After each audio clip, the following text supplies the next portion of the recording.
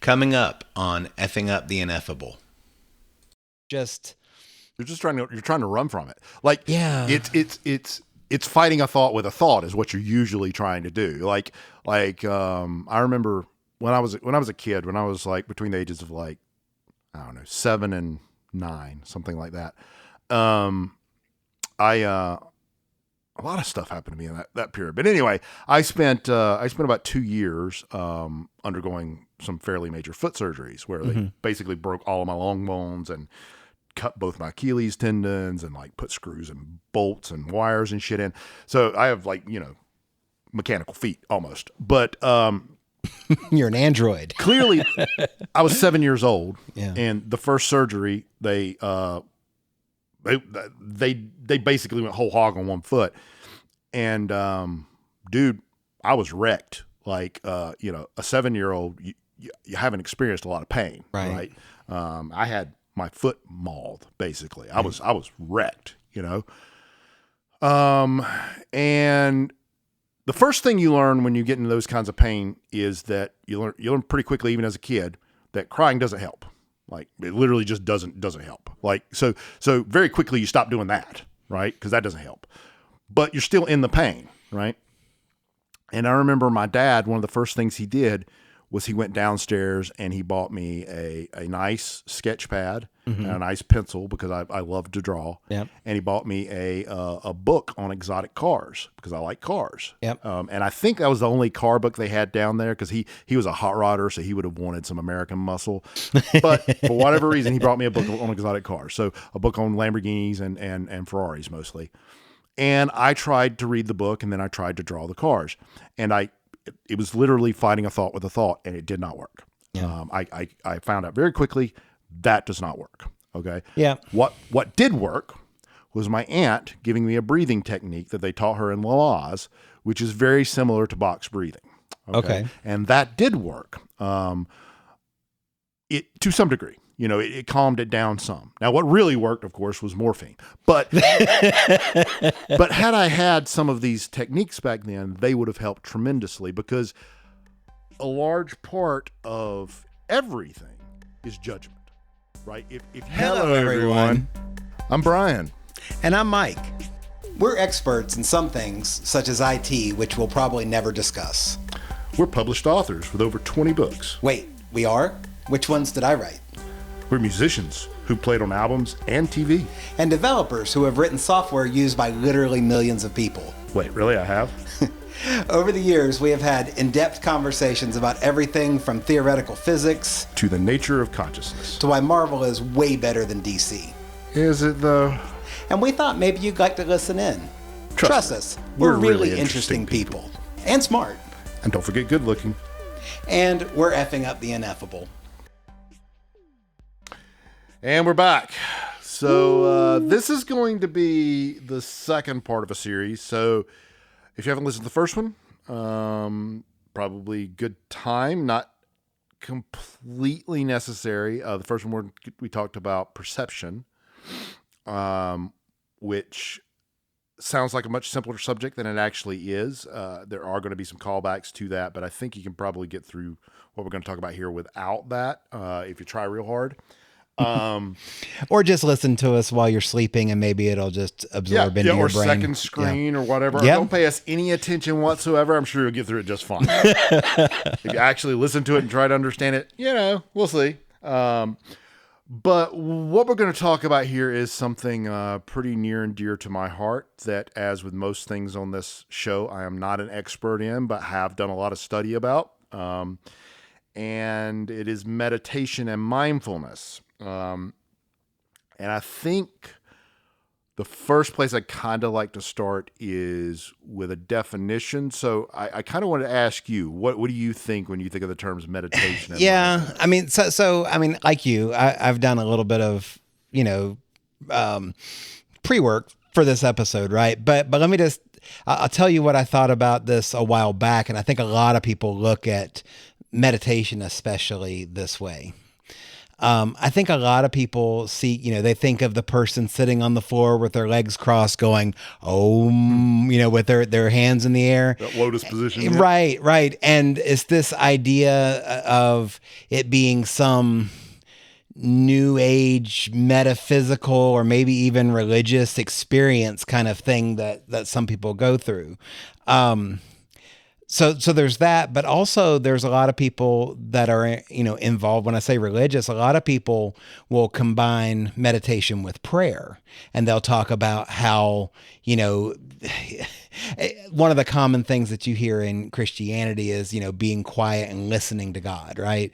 But it's kind of it's that prayer combined with just being quiet and still and letting your mind wander, if you will. I don't put mindfulness personally. So meditation, I understand a little more now, but it's the idea of just being, it's trying to empty your mind in my head, trying to empty your mind of all of the things that are present there. Like that, I think of a day at work where I've just got stuff that's bothering me from work, that it's trying to empty your mind of all those things and just allowing yourself to be without feeling all of those things that are stressing you out. Mindfulness to me is a different word. To me, mindfulness is more about self-care. It's about, and this may not be where you want to go with it, and that's fine. I'm just telling you, you asked for kind of my definition. I definitely want to hear exactly what you think about it. When I think of being mindful, I'm thinking of, for example, and this is just one of many examples, but let's just say that I know that for myself, there are certain things that if I did these things every day, I would feel better about myself, whatever that is. Let's just say there's habits that I'm trying to develop. Maybe it's that, it could be anything, we had a whole episode on habits, but it could be anything from stopping a bad habit to just trying to cultivate some new habit. Let's just say I'm going to go and walk half a mile every morning before I start work or something like that. Then when I think about being mindful, it's like actually doing those things intentionally and tracking towards them. That's what I think about with mindfulness. So I think probably that's going to track with a lot of people's ideas of these two things. And I would add something else that I think a lot of people also have in this, and that's a kind of veneer of pretentiousness or insufferable kind of arrogance, because generally you hear people talk about they're doing meditation or whatever. They all of a sudden try to tell you how the way you're viewing the world is wrong, and how, right. It's they see something you don't, and they're doing so much better. They're more enlightened than you are, all right? All that kind of shit. And I know it rubs people completely the wrong fucking way. So I'm going to do my best to avoid all of that. I'm definitely coming at this from a very practical perspective, but let me adjust those definitions a little for how I view them and what they mean to me. So, meditation I would define very differently from the way you did. And I would start with the definition of you're trying to remove thoughts. Truthfully, meditation should be, in my definition of it, a removal of effort. If you're trying to do something, you're doing it wrong. Right. And actually, when I said that, it's funny in the way that you said that, because one of the things that I've always thought, and let's just be clear, I've meditated. The number of times I've meditated could be, or tried to meditate, could be on one hand, if I had 3 of my fingers blown off. I have very little experience with trying to meditate. But that being said, I mean, there are certainly times when I wouldn't say that I was trying to meditate, but I have been trying to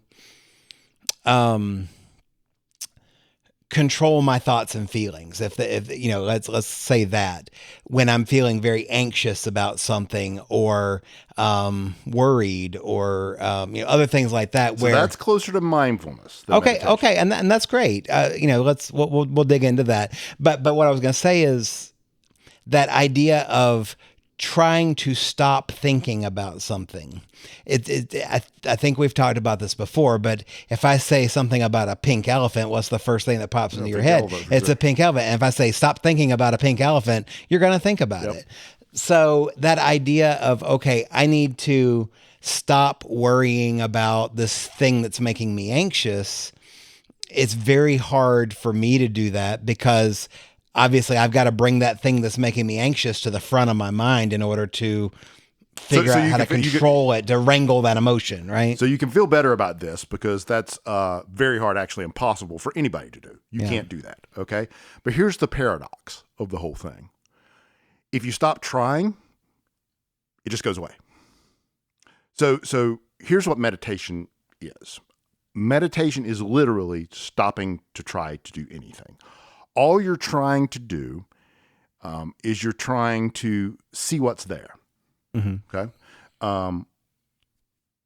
And there are two main techniques for doing this, and neither of them involve anything spiritual. So meditation will be called spirit. I would call it spiritual, but spiritual in a different way than what most people think of it as. It has nothing to do with spirits or ghosts or souls or even religion. Or even religion, right? It has to do with getting in touch with yourself in a very deep way. And I think the reason people call it spiritual is because there's a feeling associated with doing that. There's a feeling of, enlightenment's the best word of putting it, a feeling of being made aware of something that you weren't aware of before.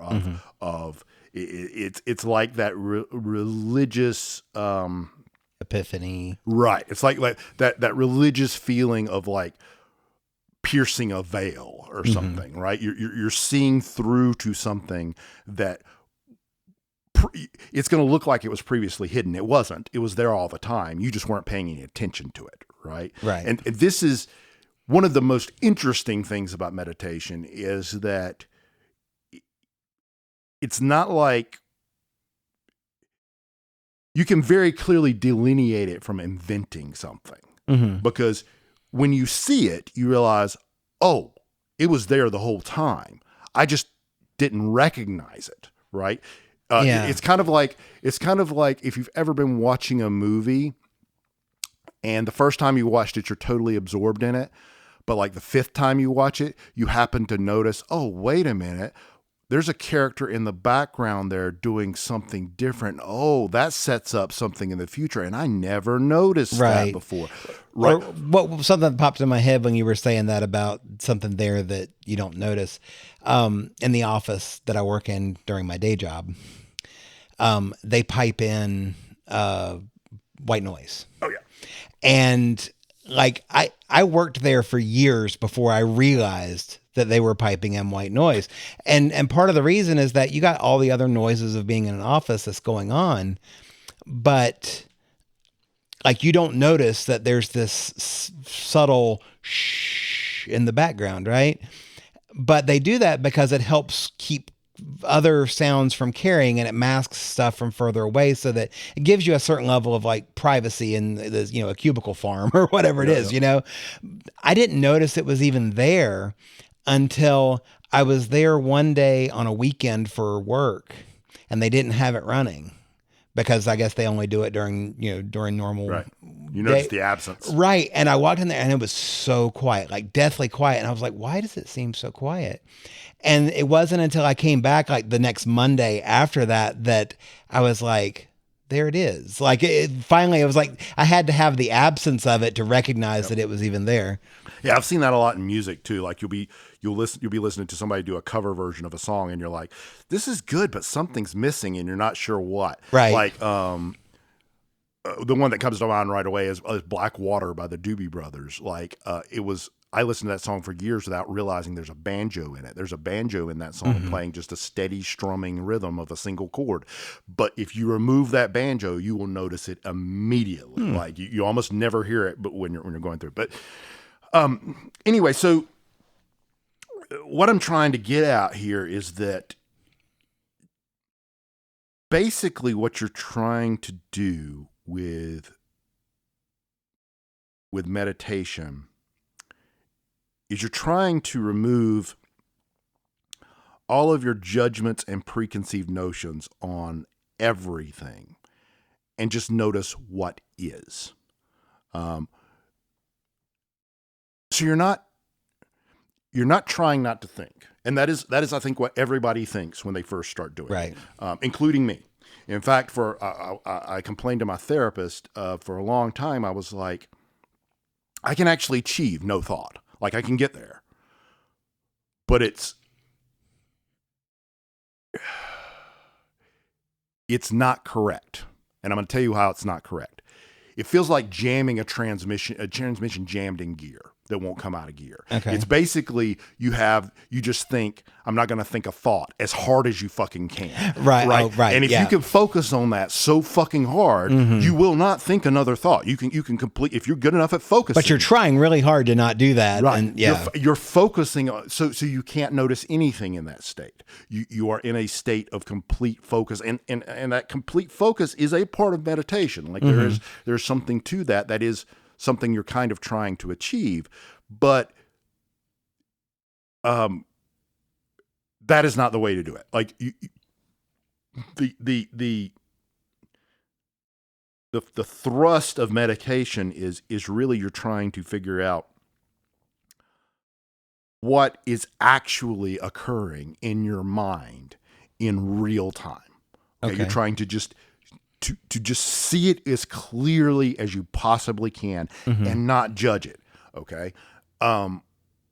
So I'm going to kind of give you two examples. There's two real main methods of this. I'm going to kind of give you those and walk you through what it's like a little bit while you're doing it. So maybe this makes more sense.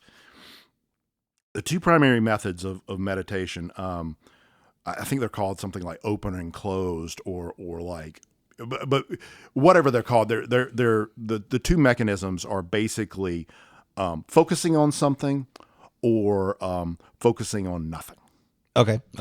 So the focusing on something mechanism is probably the one most people are more familiar with, and that is like you'll get the directive to focus on your breathing. Right. I've seen things where people will light a candle and then it'll be just focus on the flame of the candle or something like that. Right. Right. So that's a good example. And focusing on the breath is a very common one. There's mantras sometimes. Sometimes we use mantras. So I didn't, since you said that, I didn't think of this as meditating at the time, but it was something that I have done. I would think of this more as mindfulness, but again, I guess we can kind of figure out where the line is between those two things. But are you familiar with box breathing? Do you know what that is? Because I've done that before, and it wasn't as part of a, like, I wasn't thinking that I was meditating, right? But it was, something that I have used at times to, for example, if I was feeling, one of the times I did it, and I'll explain what it is in a second, but I had an interview that I was very anxious about doing the job interview.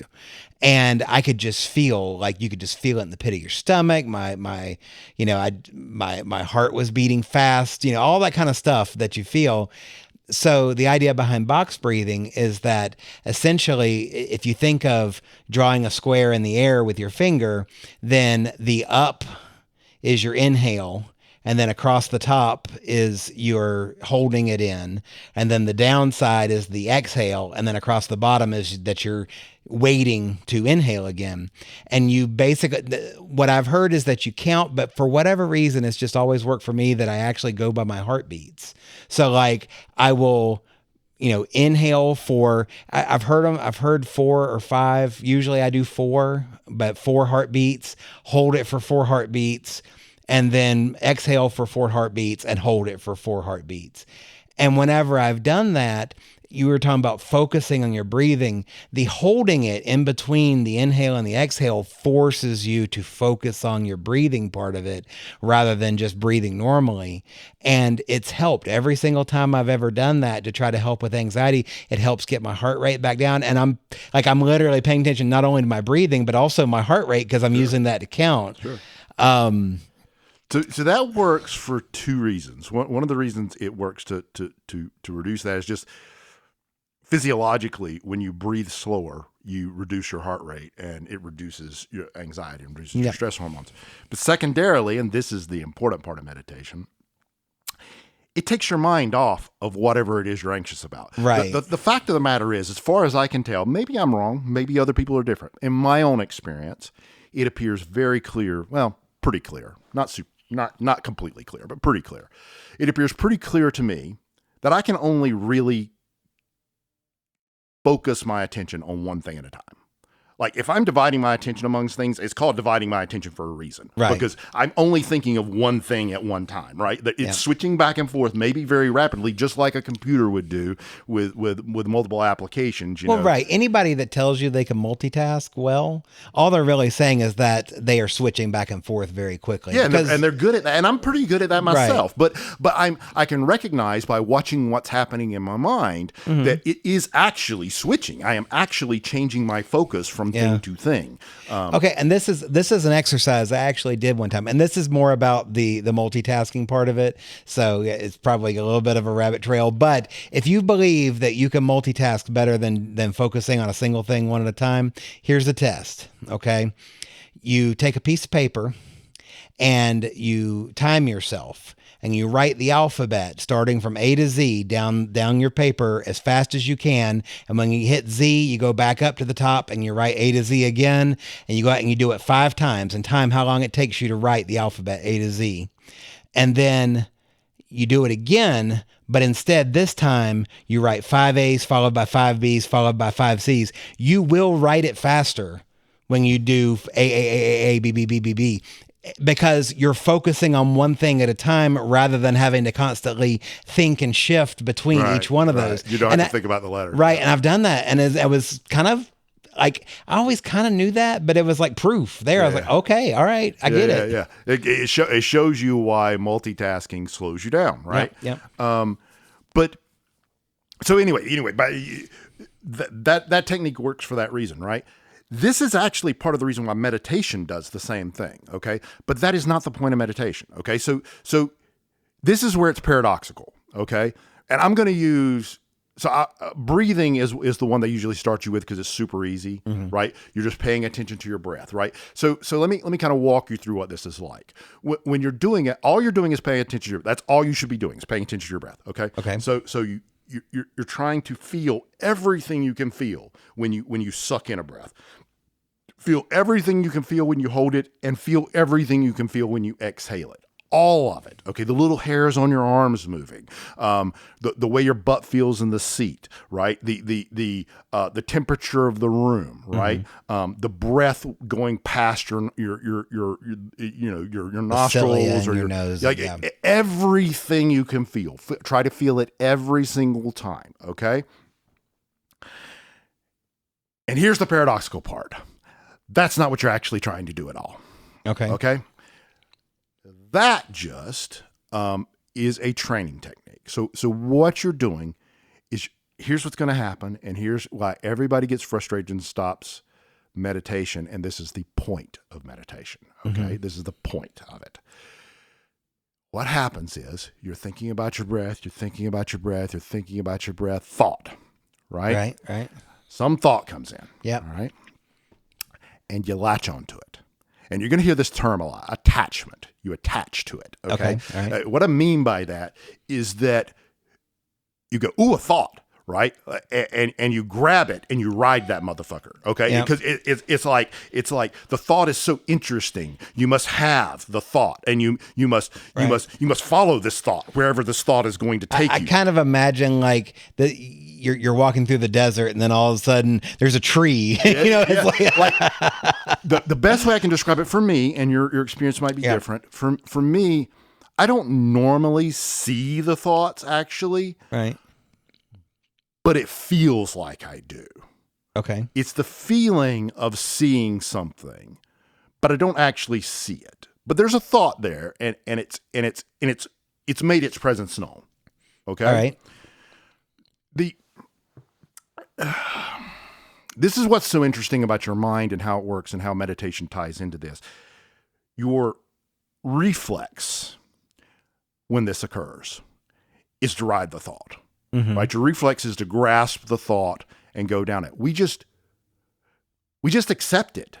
Like, honestly, the default state, I think, of most people, it certainly was for me, is to, your thoughts are real.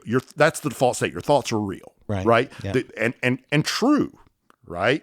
In fact, I remember as a child, and this is kind of what got me interested in this as a child, I having to ask my mom, because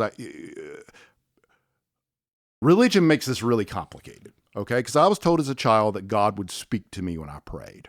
Yeah. Okay. Yeah. And so I had to ask my mom, how do I know if it's God or if it's the voice in my head that I always hear? Yeah. Right. And she never had a good answer for that. Right. And so I kept interrogating this. You learn as a child, or at least I think most people do, that some thoughts you can't trust. Right. Right. The intrusive thoughts. I think a lot of people will use those phrases. But the thing is, you're never told that the thoughts are not under your control, really, right? In fact, in Christianity, they kind of explicitly make you believe that if you think something, it's as bad. Like my mom told me, if you think something, it's as bad as doing it, right? I was told that as a child, okay? So I thought every time I thought of a sin, I was actually sinning, okay? That kind of logic going into your head will fuck you up, because the fact of the matter is you have no control over your thoughts, okay? And again, you can prove this to yourself very easily with the pink elephant experiment, right? Well, let me just, I'm going to challenge that slightly. Sure. You say you don't have any control over your thoughts, but I can sit here and say, I want to think about ABC, whatever it is. Walk that back. Where did the I want to think about ABC come from? Oh, what do you mean by that? Where did it come from? Okay. What at what point did you make the conscious choice to decide that you wanted to have an idea that perhaps you wanted to think about ABC? Okay. So let's you want to dig into that a little bit, or? I mean, this is like much farther down this road. Hold on to it. We'll get into that later. I think we want to put that. I think we want to just put a pin in that. Okay. And for anybody listening to this, okay, if that sounds intriguing, I would like you to do that exercise. Okay. Anytime you have a thought, any thought, okay, walk it back as far as you can.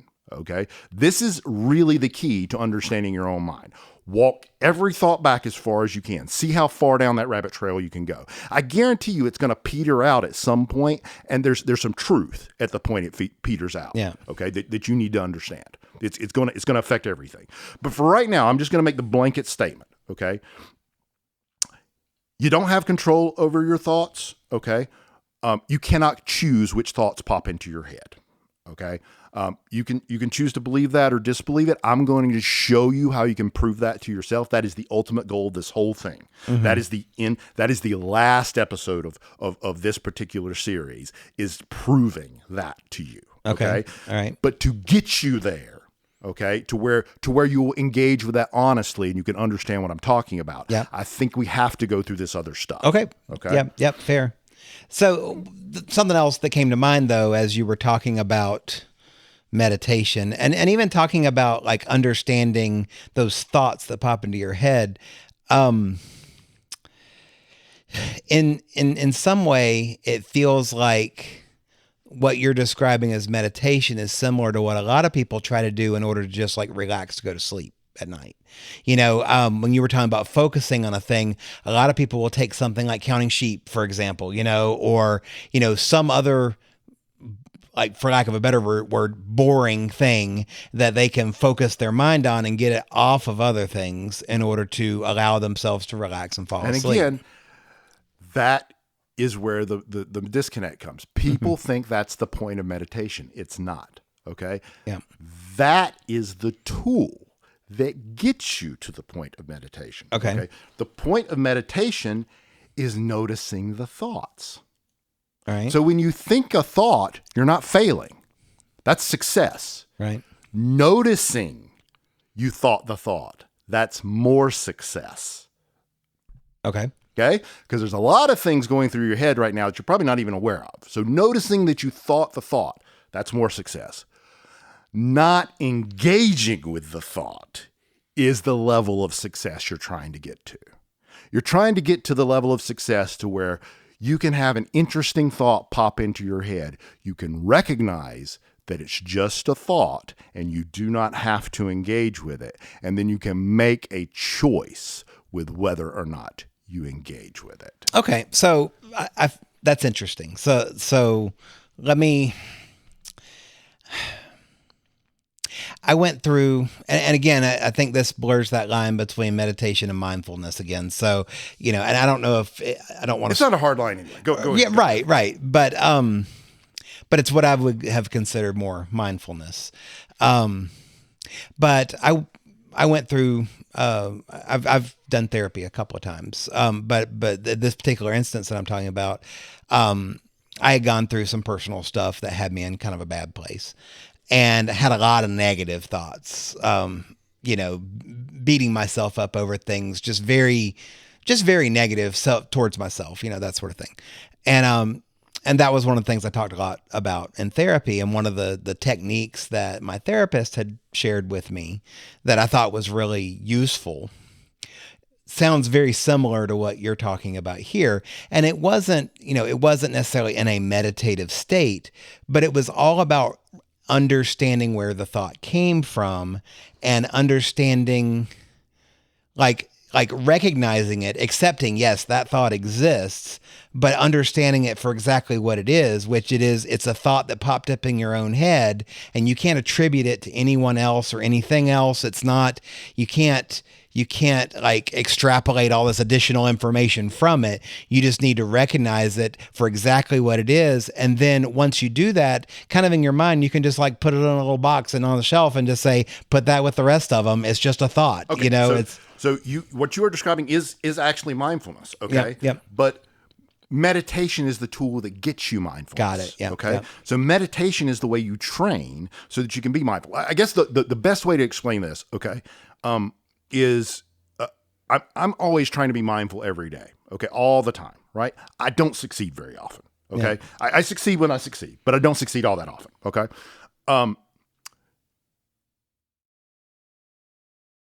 What has gotten me to the point where I can succeed as well as I can is meditation. Okay. It's kind of like, and I don't do meditation regularly anymore because I feel like I'm at a place where I say I'm not mindful all that often, mostly because I can see all the times when I'm not, right? Right. But I am mindful a lot, right? I'm mindful enough that I feel like I'm getting the practice I need. Okay. Right? When you first start this, all of your reflexes are into not only attaching yourself to thoughts, but believing them. Okay. That's the part you really got to fix is the believing them part, right? Because somebody will look at you a certain way and the thought will pop in your, oh, that motherfucker, I always knew he didn't like me. I bet he did this thing to my car last week when somebody keyed. I bet it's him. You know what I'm saying? You're riding a thought, right? Yeah. Right. And you don't even know you're riding a thought and you're believing the thought, which is even worse. And you don't even know you're believing it. You and I had a recent conversation where we talked about when you send or receive a text or an email and you don't know what the tone of voice or the speed in which you don't really know the way that the person meant it. It's just text on a page or on a screen, right? But there are so many different ways that you can interpret those things. And you're right. I have seen it so many times in myself and in other people when I've sent things to them where they believed wholeheartedly that I meant something that just wasn't there, but it was because it was something that originated in their own head. They were feeling, or I was feeling, there was something already there that originated within me that I was projecting onto it. This is one of the ways, this is why I think this is like a superpower. This is one of the ways being mindful can kind of elevate everything you do in life in weird fucking ways, because 90% of conflicts, I think, are just people talking past each other. One person thinks the other person believes this, the other person thinks the other person believes this, or they're not understanding what they're saying, right? And they're arguing 2 points that aren't even the same points, right? They're talking completely past each other. If you are mindful, you can recognize, wait a minute, I'm feeling a certain kind of way. Why am I feeling that certain kind of way? Oh, because I've got a belief in this thought that popped in my head. And that might not be right. Let me listen to what this guy's actually saying and see if I can figure out what's actually fucking going down, right? That's what mindfulness can help you do, okay? But it's like playing a musical instrument. Okay, you got to practice to get better. And when you first pick up a guitar or sit down at a piano or behind a set of drums are a little easier. But those other two, you probably don't know how to do shit, right? You bing bang bang bang bong. You know, it's going to sound like crap, right? Sounds like me on piano, actually. Right? So what you do is you start practicing simple little things so that you can build up some kind of skill with this instrument. And once you get to a certain level, then you can improvise, right? Then you can actually play things without having techniques that you have to follow. You can branch out and you use this budding skill that you've developed. This is where meditation comes in. Meditation is the primer. Meditation is the thing that gets that reflex in your head that you can stop yourself when you're in the fucking moment and you're about to explode over something and you go, whoa, whoa, whoa, whoa, whoa, whoa. I'm believing in something that isn't fucking real. Let me stop. So have you ever been in a situation? I bet you have. I have. And maybe this is, I feel like this dovetails to what you're saying. You're listening to two people talk to one another, and rather than you being part of the conversation, you are seeing where they're just not getting it, right? You know, person A is saying something to person B, and person B is saying something back to them that doesn't seem to correlate with what they just said. And just like you said, it seems like they're talking past each other. And yet you can see both sides. And you're going, like, you almost feel like you got to step in as a translator and say, no, you know what person A is meaning is this, but you're taking it as that. And like, you feel like you got to translate it for each other. And I know I've done that before. And a lot of, I feel like everybody ought to be able to see what I see, but you're right. I think sometimes you get a little, your vision gets clouded a little bit by the emotion that you have in something. Yes. So there's this thing that comes on, and this is kind of a tangent, but ego is one of the hardest things to recognize in the moment. And I've said this before, probably not on this podcast, but I know I've said it to you. It's a lot easier to recognize it when it's bad than when it's good. Yeah. But it's hard to recognize in both cases, right? So when you're in that situation and you're arguing with somebody and you're feeling emotional about it, like you said, almost always that's a sign that you're involved egoically, right? So you've got some self-worth riding on whether or not you're right, okay? So you're no longer arguing for the truth entirely. You're arguing to win. Right. You're arguing to win. So you're already in a bad place. Right. This is one of the great things mindfulness can bring to the table, right? And it's one of the things that I love about it. It's one of the things that's transformed my life a lot, is the ability to, when somebody says something and you recognize, oh, they're just fucking right and I'm wrong, right? Yeah. You can just stop and go, oh, you're right. That makes sense. You know? Yeah. And something that I've said before, and I know that I let my ego get in the way of things sometimes. Absolutely. Because who wants to be wrong? You know what I mean? Like it hurts. It makes you feel, you feel foolish or worthless or whatever and especially, I mean, it's one thing to just, you thought the fact was A and it was B. That's one thing. But when you do something that actually impacts somebody else, whether it's by accident or because you made a mistake or whatever, it hurts you, but it also, you start feeling about how you've impacted other people and it can hurt them. So, nobody wants to go through that. But that being said, one of the things that I've said before, and I think I wish that more people would take this approach, is I don't have to be right. I just want to get it right. So it's the idea behind, getting down to what the truth is and being okay with that and being okay with it not being your truth. You know what I mean? You don't have to win. You just want everybody to get on the same page eventually. Yep. Yeah, I mean, my approach with this at work is I literally just say, look, I got no dog in this fight. I just want the problem solved. Yep. Okay. I don't care who solves it. I don't care who's right.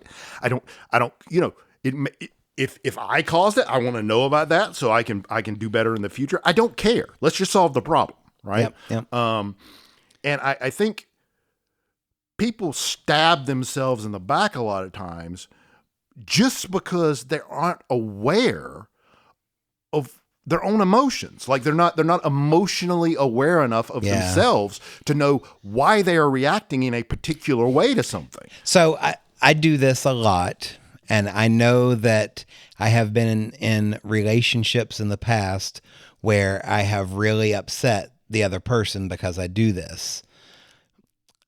You just imagine you're having a conversation with somebody you care about, and they say something that sounds wrong to you.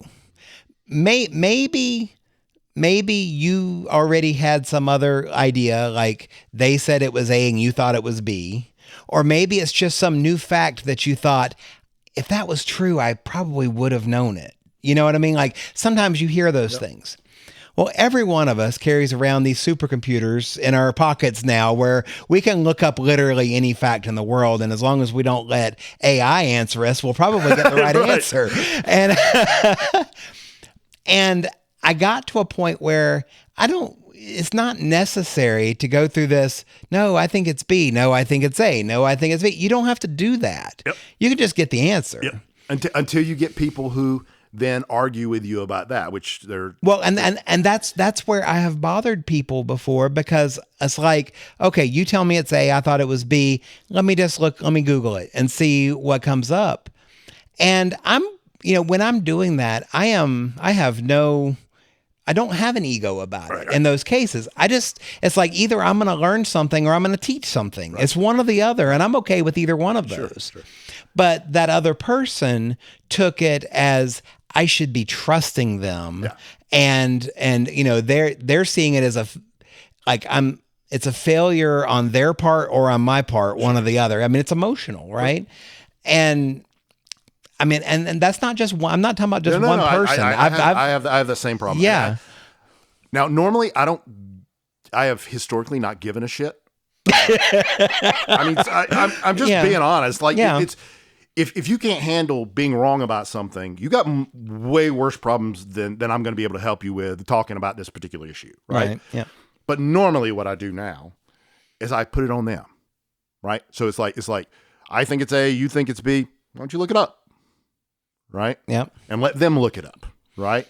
That usually works out a lot better because they have to tell you, right? Right. So like, shit. Well, I just thought it was that. It must have been something, right? They'll come up with some excuse to make themselves feel better. It's fine, right? What I'm saying though is that like this whole thing can be derailed if you can just become conscious of the fact that you're reacting to this in an emotional way that has nothing to do with the question at hand. Okay. But I do want to say this, because I would say that the conversation that I just laid out, I would say 95% of the time, there is no ego there. Like 95% of the time, it's not something that is personal to you to a point where you feel like there's something riding on it, right? Sure. But sometimes somebody will say something and tell you that you're wrong about something that you feel very strongly about, right? And I'm not saying, well, we'll just use this as an example. Both of us are in IT, and I feel like we're both good at our jobs, right? Yep. And if somebody comes up to you and tells you that something that you've been doing for a long time and you know that you're good at, and they tell you you're doing it wrong, well, at that point, it's really hard to not let your ego get involved with that. Yeah. But again, it's just a reflex, and you get better at it with practice. Okay, so like I said, that's the bad side ego. right? That's negative ego. Negative Right. ego is actually pretty easy to catch. Like you can catch it pretty quick. Yep. Positive ego is a bitch, right? Because positive ego is sneaky, right? What ends up happening is it's like,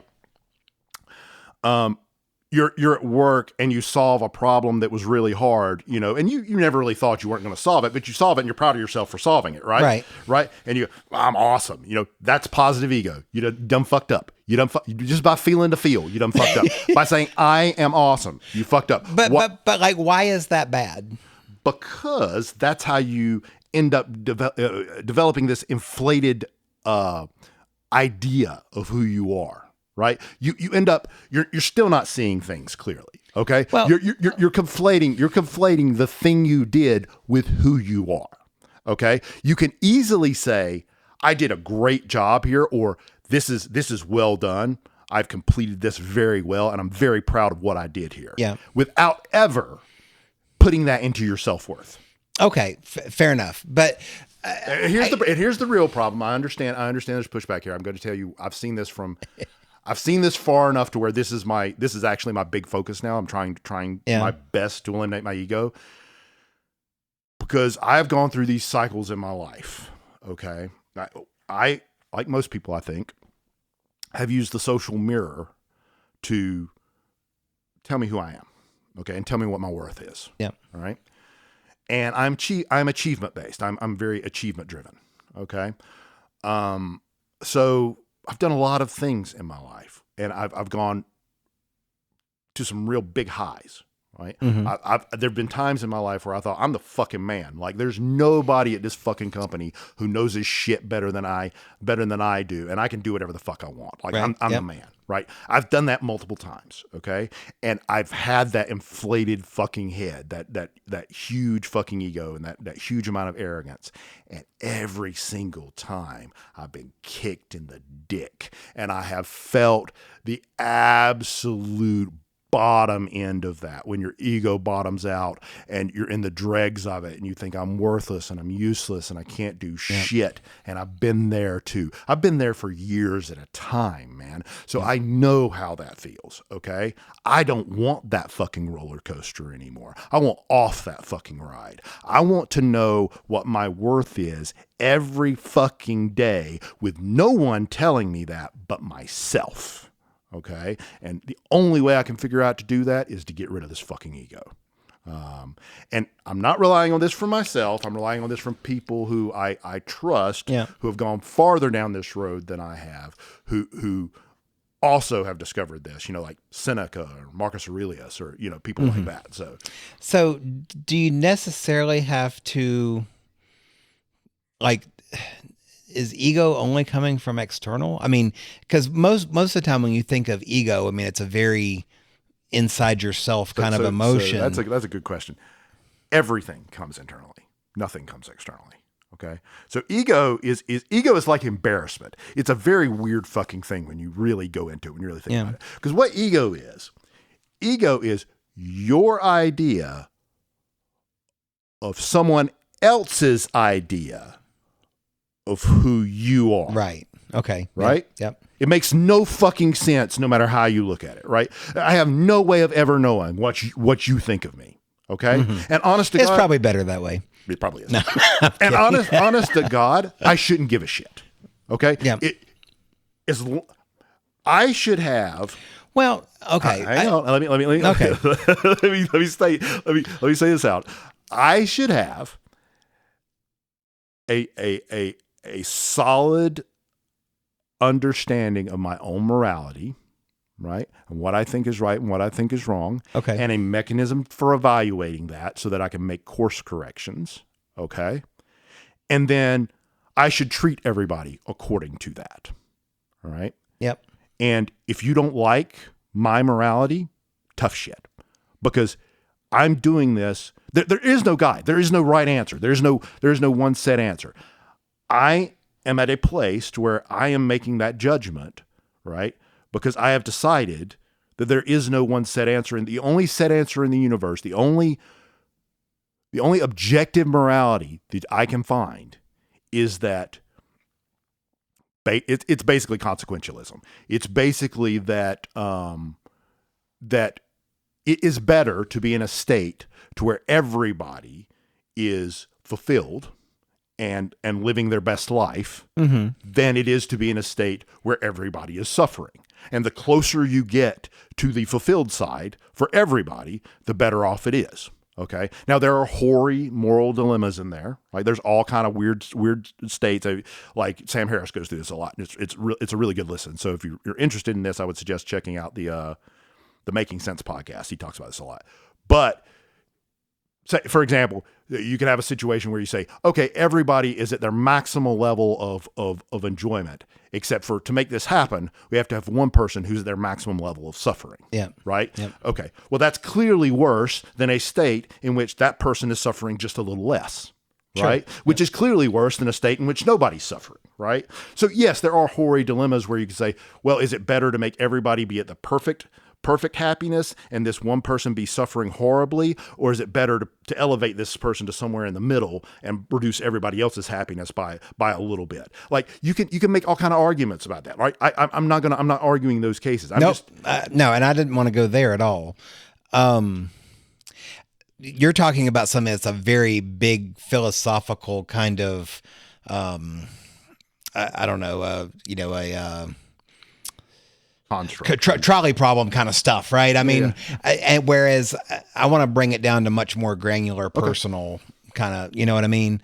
So go back to what you said a minute ago in that you said that you have your own value system and that you have mechanisms for evaluating and course correcting that. So when you say that,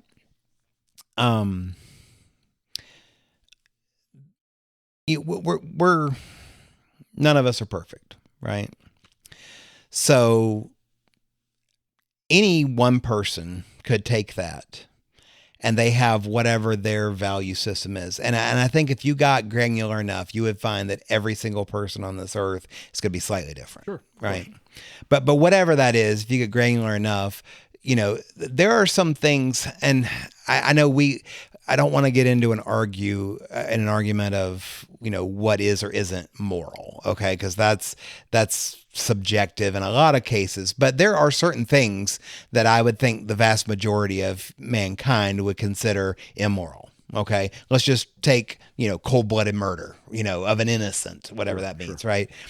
But there are people out there that value that because of some fucked up sense of their value system. Sure. Okay. So when you're talking about, let's just, and I'm just, when you're talking about course correcting, okay, or what does that look like? Because I don't feel like you can do it all within your own self. I'm not suggesting you take a baby out of the womb and you give them this. You know what I'm saying? Here's what ego is, I think. Okay, nobody really knows. Like we don't have any knowledge about why ego came to exist. Mm-hmm. All right, we have no clue. Here's what I think. Okay, I think like most things in our brain, it is a useful heuristic for social belonging. Okay, yep. We're very social creatures.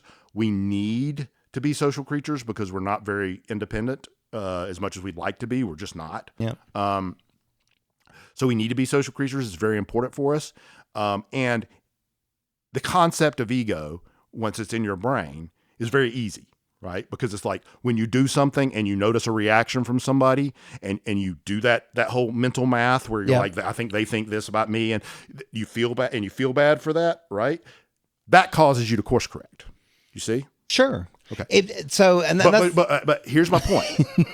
You're course correcting on no information or almost no information. You're course correcting on a heuristic. Well, maybe, but I just want to get a little more personal with it. Okay. So let's say you're married. Okay. And, you have close family, kids, parents, whatever, but you've got people that you care more about what they think about you than other people.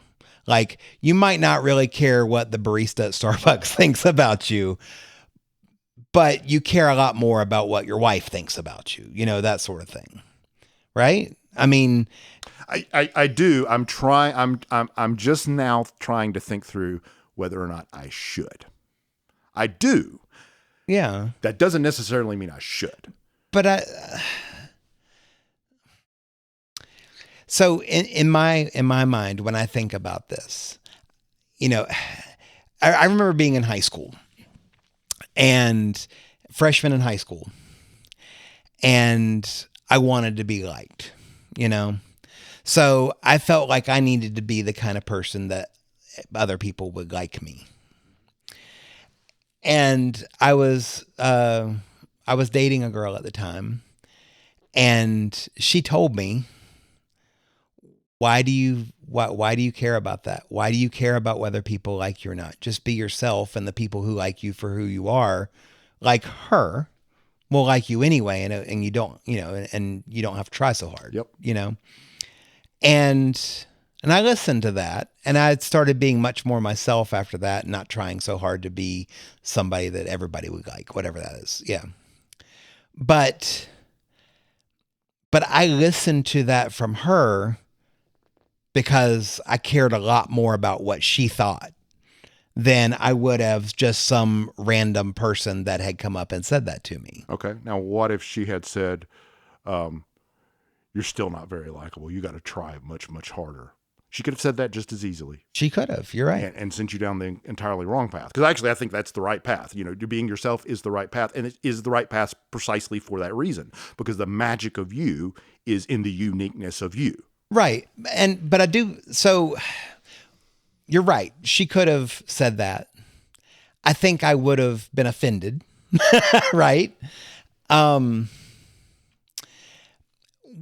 But I guess where I wanted to go with that is that through my life, and that was kind of the seed that this sprouted from, was the idea that there are, you try to get people in your life who you trust their judgments and their opinions, and that you use them similar to what you were just saying. They're like, you get social cues from them. Like if there's a person, if you know a person that you consider to be, I'm going to say honorable. Okay. Somebody that you think is always going to try to do the quote unquote right thing. And if that person tells you, yeah, I don't think you should do that. Like that's somebody that it is a heuristic, but it's a case where you're making a judgment on, I've got certain people that I trust to give me feedback on certain parts of myself and my life. I don't disagree with you here. I think you're completely right, and I think that's very useful. I also think it has nothing to do with ego. Okay. I think in that case, you don't care what I think of you, right? You're asking me a question because you want my judgment. Or you know what I'm saying? You're asking this person the question because you want their judgment. You don't care what they think of you. Now, I also think I want to be clear, just because you're not using your ego to determine how you react to what somebody does not mean you're ignoring the information. Okay? Yeah. So you can watch them wrinkle their face up when you say something, realize they didn't like something about what I just said, right? Yeah. And not make any judgments about why that is. You can say, something wrong? Right? And they can fucking tell you. Okay? And you don't go down this rabbit hole of, I must be a shitty person because I said this thing. You know what I'm saying? You don't make up this story about how things are. Well, right. But let's just say whatever it is, this person thinks that would be a shitty thing to do. But in my head, I was thinking this seems like the right thing to do. Maybe it's ego. Then maybe what is your moral clarity tell you? Like this is what I'm talking about. It has nothing to do with what this person thinks. I don't give a fuck what this person thinks. Yeah. I am an adult. I have lived 50 years on this fucking earth, and I've spent a long time thinking about a lot of this shit. Okay. If I cannot make a clear moral decision in a situation, then I have work to do. I'm not relying on you to fucking tell me what the answer is. Yeah, but I get what you're saying, but I would say most people who would listen to us talking right here could probably say that they have a friend or a loved one that they can quote unquote trust to give good advice. Okay. And I hear what you're saying about you need to have a rock solid idea of what your ideals and your what am I trying to say? Your moral compass. You're right. If you have that rock solid, I 100% know everything that I believe down to. Well, so I'm not saying that either. I'm saying no. I'm saying Let me finish. Go ahead. If you have that, you don't need a friend who always gives good advice. You've got it all figured out at that point. You know the answer to every question when it comes to your own morality. You at that point, if you've got it 100% figured out, you don't need any other heuristic, right? Sure. You've got it all. I'm not sure that there's a person like that exists on this earth. Yeah, I'm not saying I'm like that. I'm not saying anybody is. I'm saying it's not about knowing how to react to every situation. It's about knowing where your boundaries are. It's about knowing what you will and what you won't do. And most people don't know that because they've never been in a situation where they actually had to figure that out. Yeah. Like there's a lot of people, it's like, boy, if somebody did that to my whatever, I'd kill them or I'd do this or that or the other. You have no fucking idea what you do. Well, not only that, but a lot of situation. people just, they're showing off. That's the ego right there, right? It's let me show everybody how tough I am or something. All I'm saying is that past a certain age,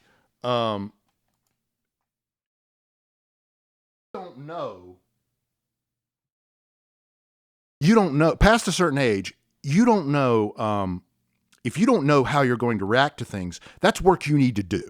Okay. On you. All right. Okay. If you're really using a book like the Bible or a person like a preacher or how everybody reacts to what you do, right? To tell you what is right and wrong, you're doing it wrong. No, I agree with that. You shouldn't be just using it as like you can't use that mirror 100% of the time. Well, so you should never be using the mirror to tell you what your value is. Right. I agree with that. And everybody does. Like that's my problem. Like the only way I've figured out how to get out of this is to get rid of that. Right, is to get rid of that whole ego. And I don't think you can ever completely get rid of it, but you can catch it, right? And you can not believe it. And I think that's the first step anyway. All right, so I want to pull back a little bit to basically the systems, because I think we got a little off on this, talking about ego, which is not someplace I really wanted to go. But your ego led you to it. It did. So,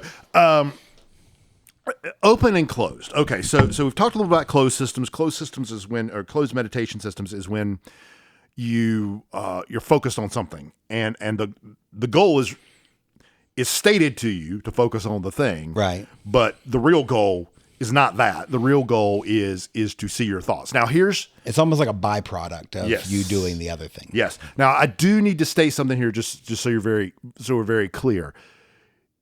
You will hear, if you're doing guided meditation, you'll hear them always come back to, they keep saying, come back to the breath, come back to the breath, come back to the breath. Okay.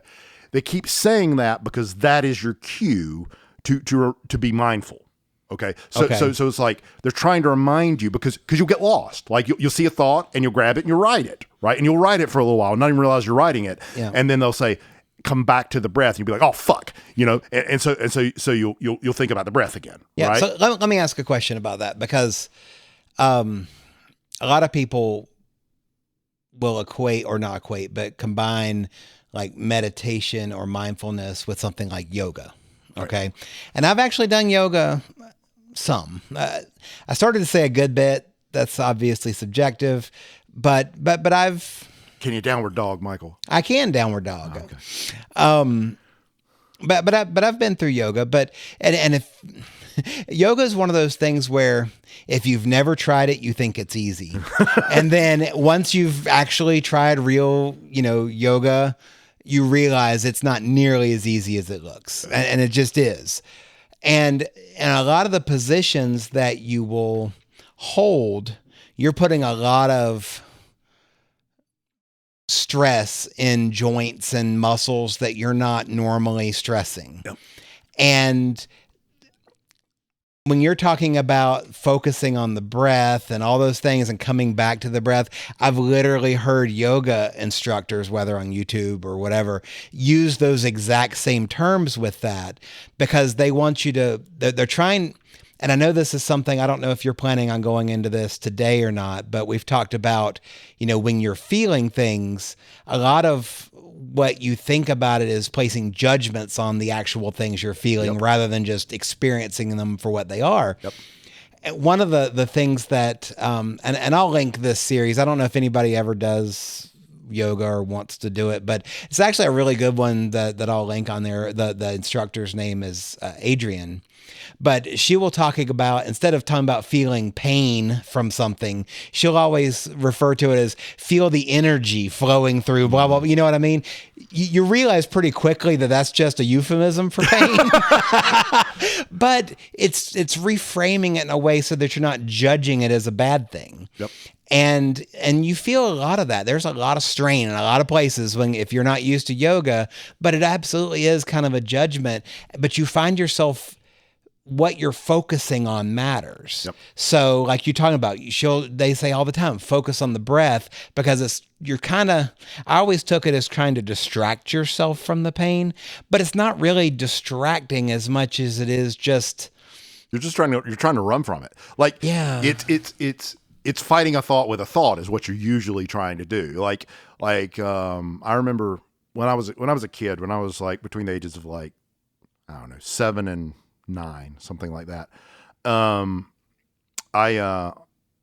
lot of stuff happened to me in that period. But anyway, I spent about 2 years undergoing some fairly major foot surgeries where they basically broke all of my long bones and cut both my Achilles tendons and put screws and bolts and wires and shit in. So I have mechanical feet almost. But you're an android. Clearly, I was 7 years old, and the first surgery they basically went whole hog on one foot, and dude, I was wrecked. A 7-year-old, you haven't experienced a lot of pain, right? I had my foot mauled, basically. I was wrecked, and the first thing you learn when you get into those kinds of pain is that you learn pretty quickly, even as a kid, that crying doesn't help. It literally just doesn't help. So very quickly you stop doing that, right? Because that doesn't help. But you're still in the pain, right?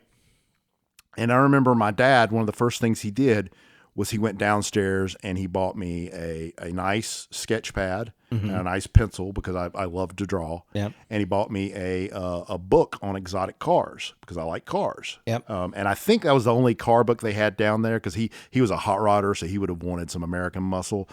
But for whatever reason, he brought me a book on exotic cars. So a book on Lamborghinis and Ferraris mostly. And I tried to read the book and then I tried to draw the cars. And it was literally fighting a thought with a thought, and it did not work. Yeah. I found out very quickly that does not work. Okay. Yeah. What did work was my aunt giving me a breathing technique that they taught her in La Oz, which is very similar to box breathing. Okay. And that did work.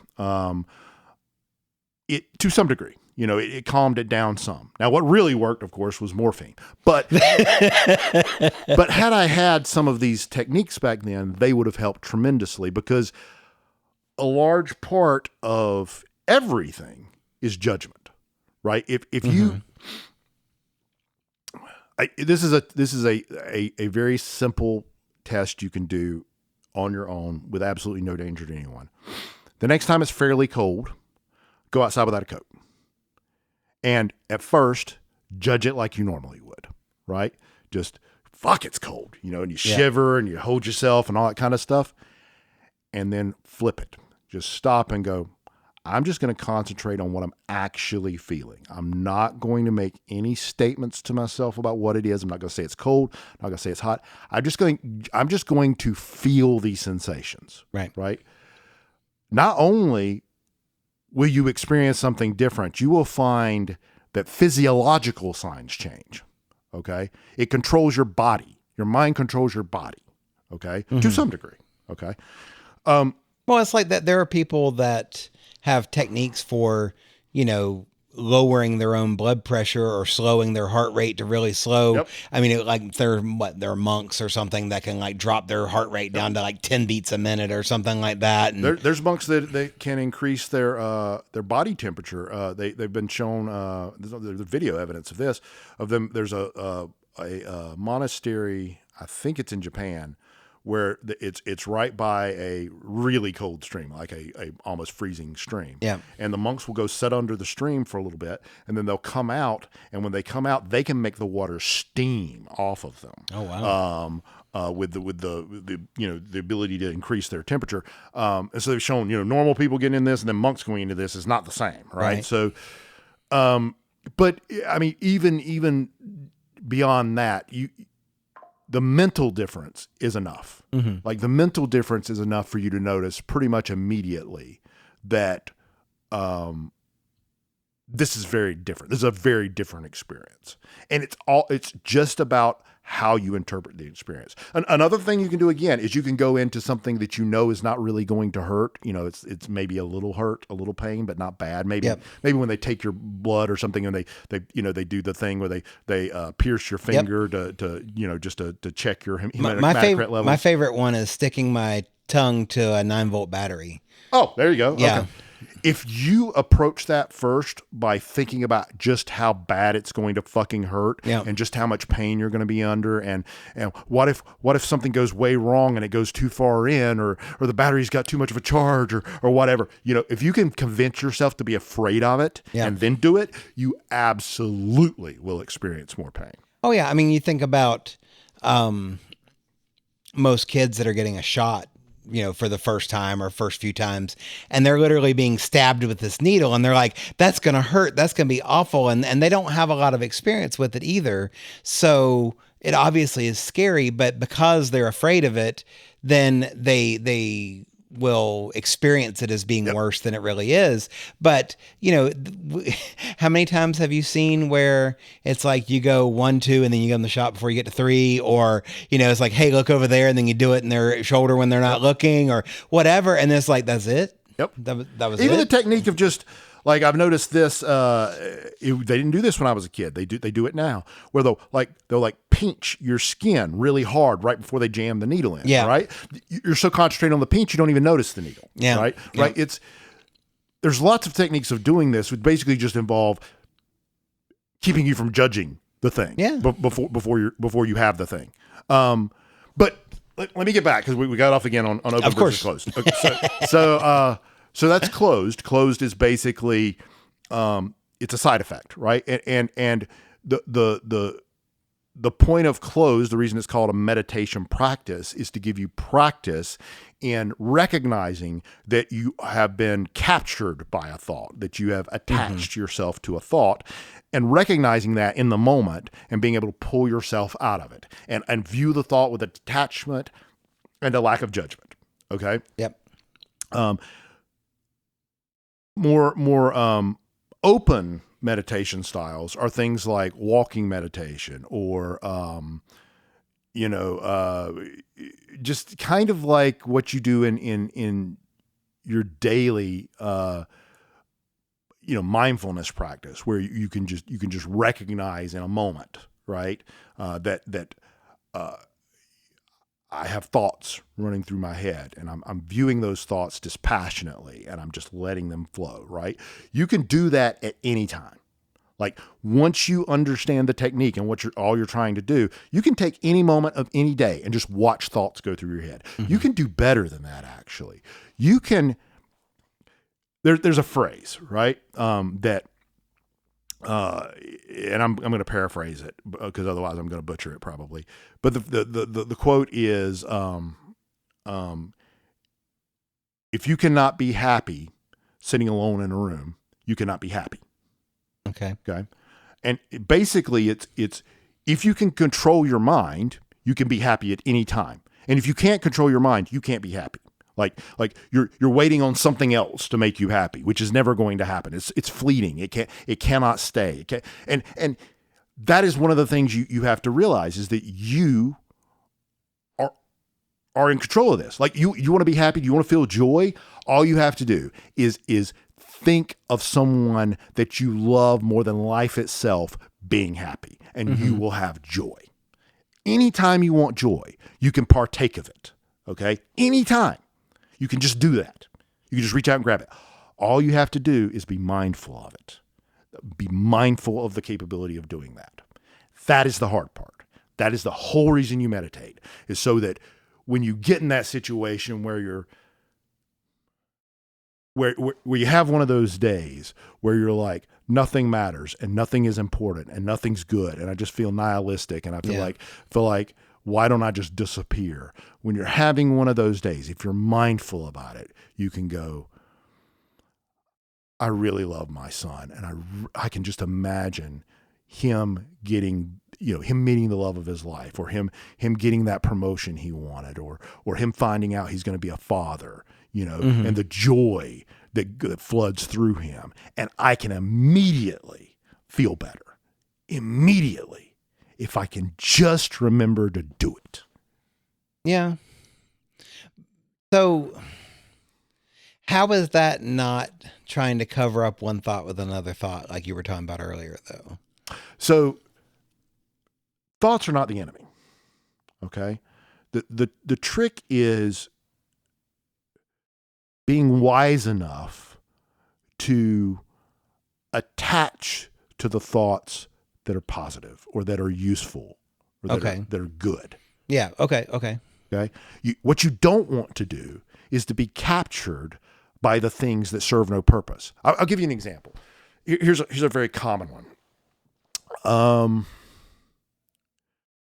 When you get older, you start thinking about death. Okay. If there's any youngsters listening to this, you probably won't think seriously about death until you're in your 30s, and then you'll start thinking about it more and more the older you get. Okay. A lot of people fight this. They try to think about anything else but death, or they try to kick the can down the road. I'm sure they'll have better stuff and I won't die. Right. I've always wondered how many people don't have life insurance, not because they can't afford it, but because they don't want to think about the fact they're actually going to die at some point. I think it's a lot of people. Yeah.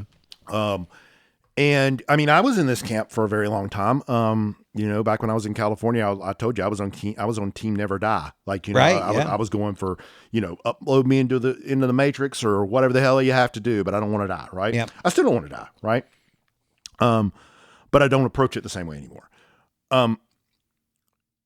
The time I spent before now, when I had the other relationship to death, was I spent a lot of thought trying to think about ways to avoid it.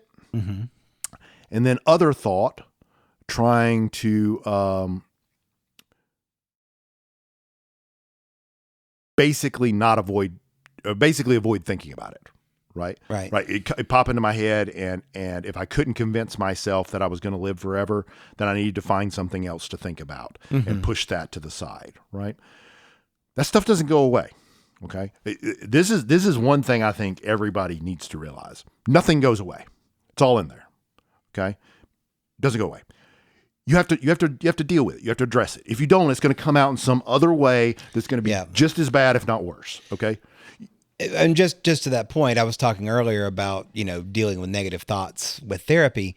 Before I had started therapy, the way I was dealing with it was I was drinking heavily. I was covering it up. It was making me feel better in the moment, but it was not a healthy way to deal with that. It was going to work itself out, and it was going to be bad. However, if I continued down that path. So, yeah. Yeah. I mean, that's normal, right?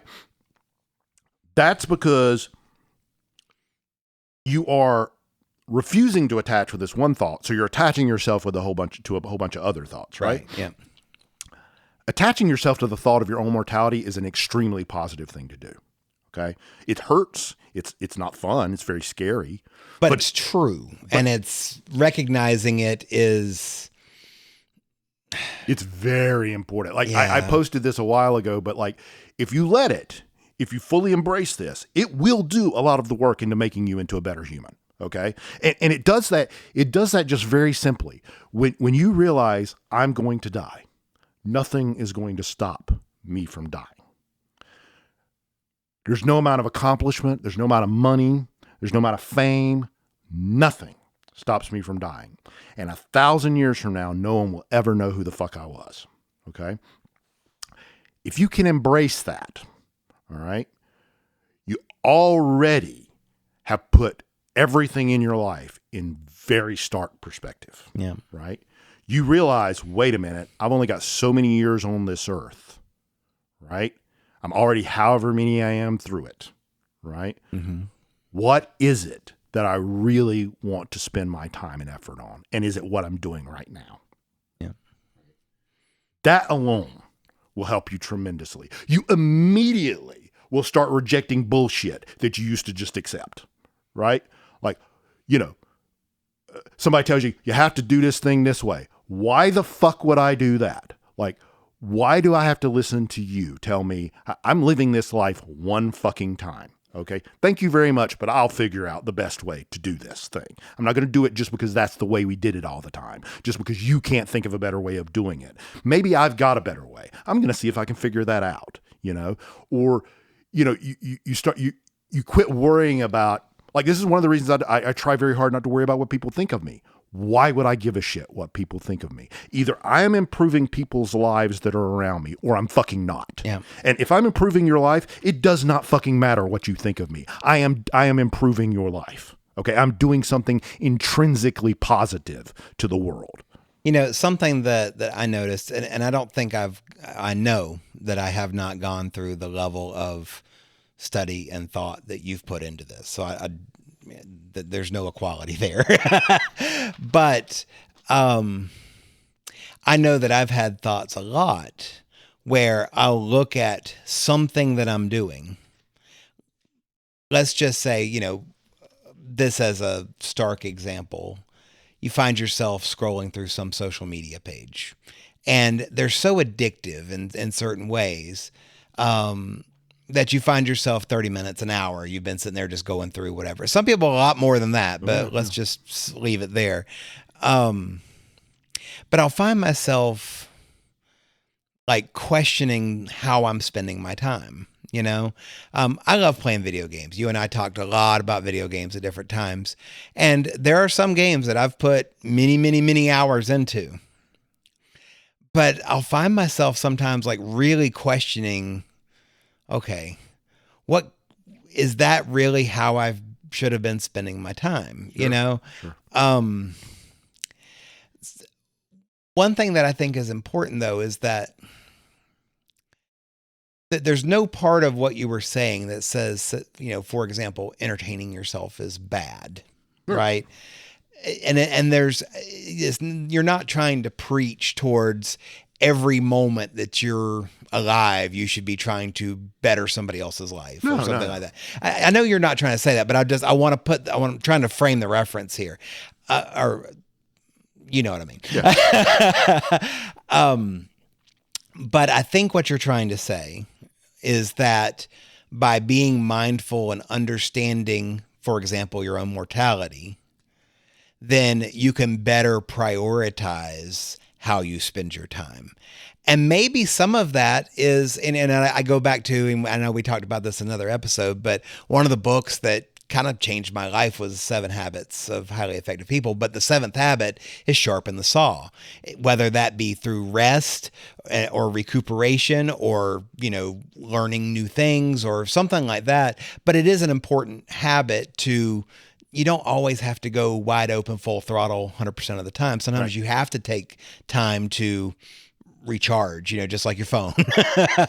But I think that's what you're trying to say is that it's not about trying to devote 100% of your time to always doing the perfect, best, right thing, but it is about being honest with yourself about who you are and what's important to you and making conscious decisions about how you're going to spend your time and your thoughts and your efforts. Yes. Right. And I would just add on to that I'm not making any judgments about what you consider worthwhile. If you consider playing video games your life calling, by God, do it.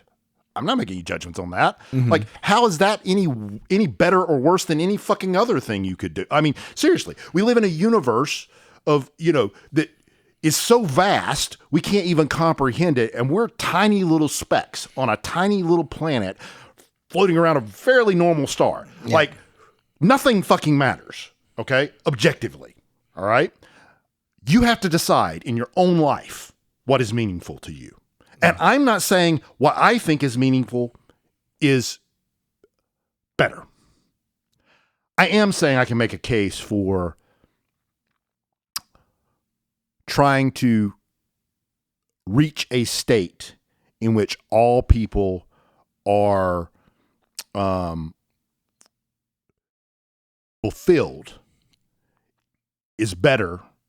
Trying to reach a state of maximal well-being for everyone is better than trying to reach a state of maximal suffering from everyone. I can make the moral case that that's a clear distinction in the direction of morality. Yeah. Okay, that's the only thing I can make the case for. Okay, so if you told me that playing video games all the time was your life's calling, like, I would not judge you on that, but I might say, morally, that's kind of neutral, like, at best. Like, it's not, you're not improving the world, probably. And I'm not increasing suffering either. Right. So it's probably morally neutral at best. Right. Right. So, but hey, if that's your thing, have at it. You know what I'm saying? Like, the thing that kills me, and then I really, it's heartbreaking to me because it took me this long to realize it. But the thing that kills me is that we're all completely unique biological creatures, right? We're a snowflake. There's never going to be one of us again. There's no right size for any of us. Okay? You got to figure the shit out. It's what life is. You got to figure it out. Okay? We spend most of our time trying to walk the same path somebody else has walked, right? Like, and most of the time we spend that because there's someone somewhere higher up in this society that is exploiting us to do that. There's a system in place to teach you how to be a good little whatever and go about your daily duties. Right. And keep the system propped up. I mean, typically, I'm just putting a point on what you're saying. Typically, you're either talking about religion, or you're talking about politics, or you're talking about corporations. Right. It's going to be, and in our case, it's all three to some degree. Right. Yeah. Right. Yeah. So at no point in our life are we ever told, as a young child that, hey, there are not any answers really. Like, we're all just fucking winging it, right? Yeah. Like, you should learn from people.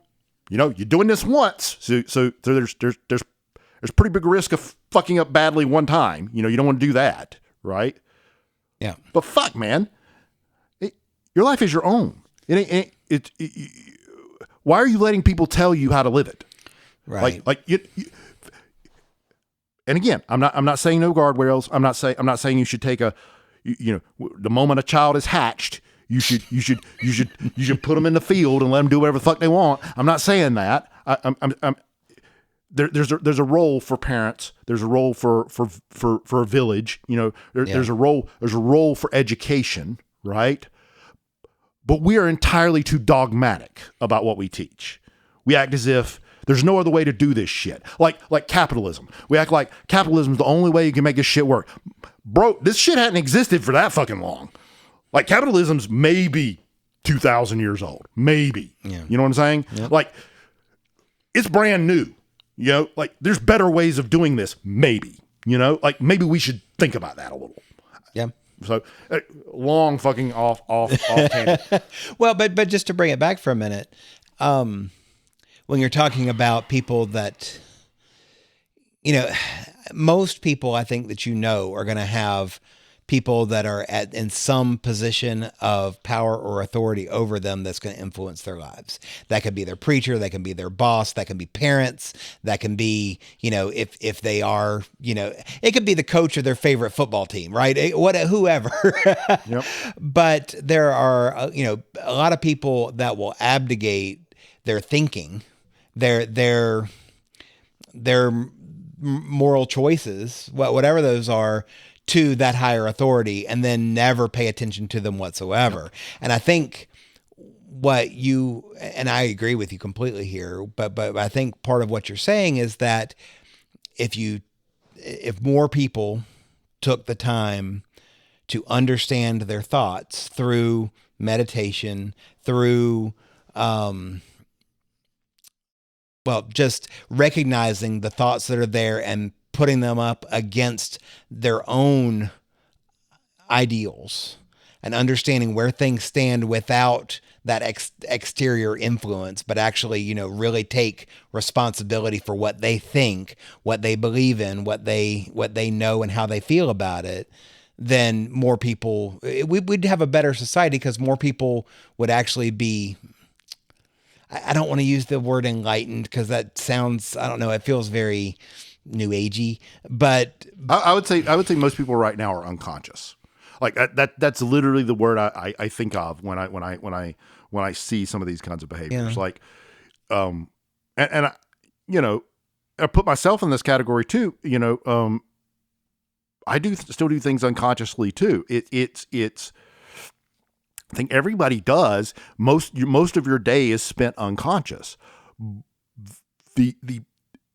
The goal of enlightenment is to be conscious all the time, basically. To be again, I don't want to use in control because that's really not correct, but to be at least aware of what really is at all times so that you're making the best decision you can make at all times instead of just taking the easy way out, whatever that happens to be.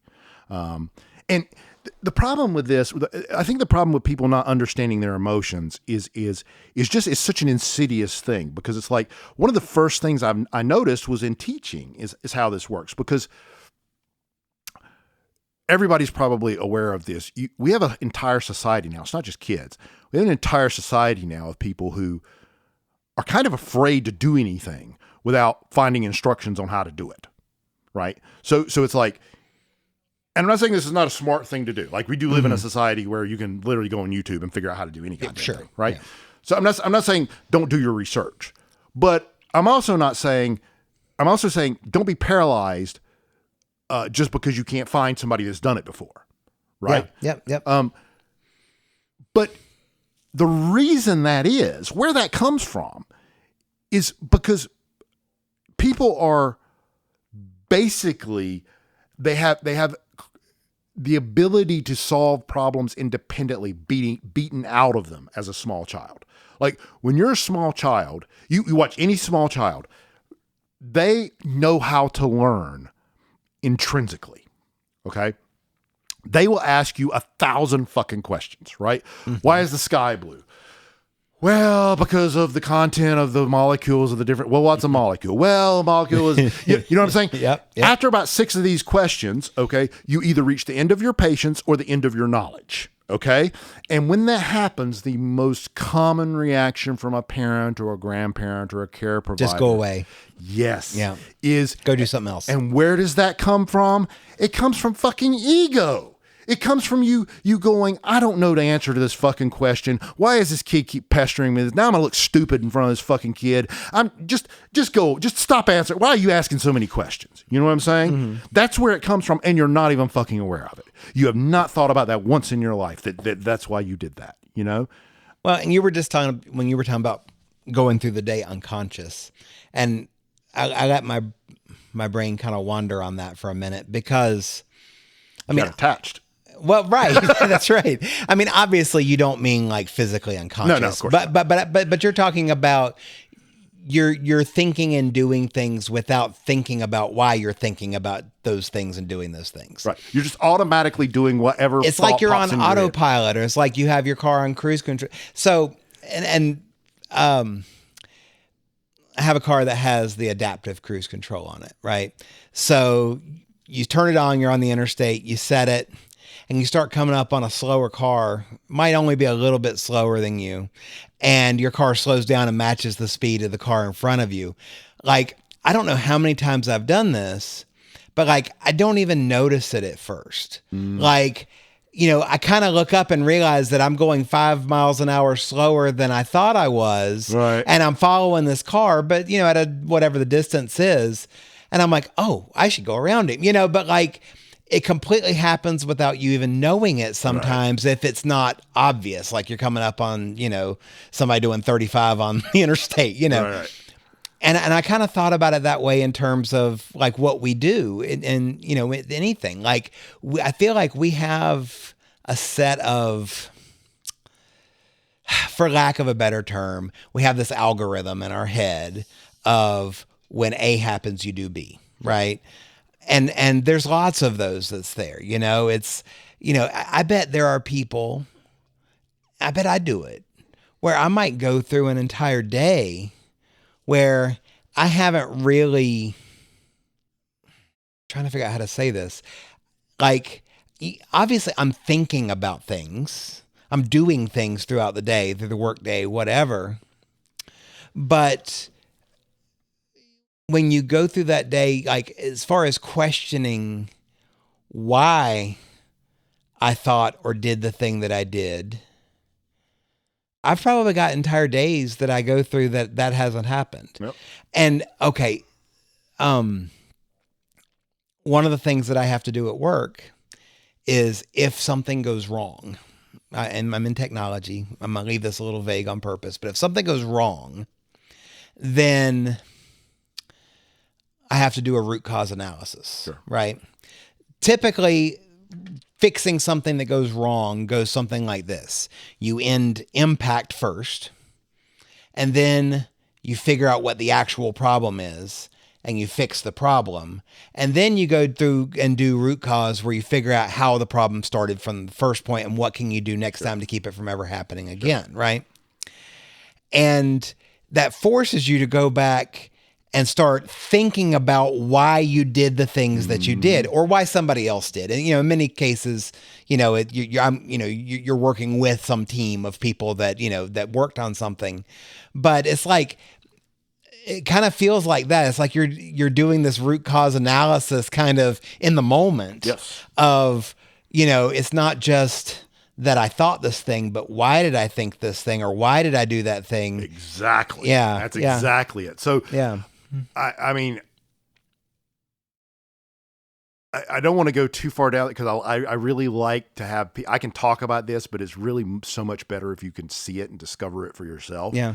But it's like, you'll have the thought and you'll go, well, wait a minute. Why would I do that? And then you'll realize, oh, there's a feeling up under that. And well, let me follow that feeling back. Why do I have that feeling? And it might be tied to a memory that was from way far back that you didn't even consciously realize. You're like, oh yeah, that thing happened then and it went badly. That, you know what I'm saying? You might find something really interesting that shows you like the path you go down and can lead to something therapeutic for the future. Right. Okay. So this is like, we've talked a lot about benefits but this is one of the other benefits I think of mindfulness, of really it's mindfulness more than meditation. I mean, this happens occasionally in meditation, but I find it more in mindfulness, is I will have sometimes every day, but definitely multiple times a week, I'll have some kind of fucking epiphany about myself, right? Yeah. About, oh shit, that's why I do that. Oh shit, that's why I feel bad about that. Oh shit, that's why I say sorry a lot of times when it's not even my fucking fault. You know what I'm saying? Mm-hmm. Like, you find these things out about yourself because you're going down these rabbit holes when they occur. And when you find them out about yourself, you now know how to fix them. You now know how to stop that behavior. Right. Because, like I said, it doesn't go away. When you understand it, now it quits popping up again. Now it quits annoying you every so often, right? You understand it. You're no longer blaming yourself for this thing or whatever, you know? I feel like that the thing that, man, I keep tripping over my words here because I got like 7 things I want to say all at the same time. One of my favorite, I don't know if it's an emotion, but we'll call it an emotion, is curiosity. Okay. Because we've talked before about having like a growth mindset, right? All these things that we're talking about, they kind of have to lead from a point of you're curious about why those things are. You know what I mean? Yep. Like, I almost want to say my fear is that we don't have enough people that are curious about why they think the things they think or do the things they do. Totally agree. So, like, having the tools like meditation and mindfulness to do those things is kind of like giving a chainsaw to somebody who never wants to go outside. Like, you know what I mean? Okay, so let's talk about some of the really straightforward benefits. Yeah. So mostly I've been kind of focusing on what it is because I don't want. There's this thing called mindfulness that you might, or meditation that you might have heard about, which is basically the corporatization of mindfulness techniques to improve productivity or grades or social skills or what the fuck ever, right? That's not this. Okay, that's not what I'm trying to do. Okay, I'm literally trying to do what you just said. I'm trying to just hopefully help people be more curious about their own mind. Mm-hmm. And the reason I'm doing that is because I, honest to God, think this is the solution to almost every problem you're ever going to have. Like, before I go into this, I got to talk a little bit about the downsides because I don't want to get sued. Okay, there are mm-hmm. Studies showing some potential negative effects by meditation. Okay. Some of those are things like intrusive thoughts. Some people have claimed schizophrenia, though I don't see how you could make yourself schizophrenic. I can see how you could get there much faster if you meditated while you were already schizophrenic. But yeah, some people have said hallucinations. I have not seen that. Like, if you're hallucinating while being mindful, you're doing something way different than what I'm doing, and I'm kind of would like to know what you're doing. Yeah. Demon possession is in there. It's in the literature. So what Brian's saying is if you actually get possessed by a demon because you meditated, because you listened to him, he's now warned you and you can't sue him. Yes. Got it. Though, good luck proving that. So all I'm going to say is I think you should talk to a psychological professional if you have any concerns. Do not take my word for it. I'm not an expert. I just do this shit. Okay. Mm-hmm. In my opinion, all of these negative side effects are from either not framing what mindfulness is correctly, or from just believing some really stupid shit already, or just having some really bad shit going on in your brain. Right. Like, if you already believe that Satan is whispering sweet nothings into your ear to tell you to kill your neighbor, right? You probably, mindfulness might be a problem, right? You might have, not mindfulness, meditation might be a problem. Mm-hmm. Like dwelling on that. Like if you're not doing this right, because you have to not do it right too, right? You have to, like, I'm telling you specifically, don't dwell on the fucking thought. Like that's the point, is not to dwell on the fucking thought, right, and to recognize that it's not real. If you decide not to do that and do it completely the fucking opposite, yes, maybe something bad will happen to you. Okay. Right. Maybe you go kill your neighbor. I'm sorry. Like, don't do that. Okay. I'm taking notes. Don't kill neighbor. Yeah, got it. Neighbor. Okay. I mean, I'm being a little flippant, but dude, it breaks my heart to see people I care about, okay, who are just balls of anxiety or have constant negative self-thought. Mm-hmm. Self-talk that's going on in their head, that they believe that they won't try this fucking technique, which will solve it. Yeah. This will solve the fucking problem. It will go completely away. I'm not saying I don't ever feel anxious, but I'm saying when I do and I'm mindful about it, which is most of the time, I can stop it. Yeah. Like I could stop it in its fucking track, right? And go, I'm not going to do that. Go do something else, right? Or if it's a valid situation, maybe I'm in an actual emergency situation and I'm feeling anxious. In that case, I can choose to do something about it, right? To do something to address the situation and not catastrophize about it, to do the thing that I think will make the situation better. Right.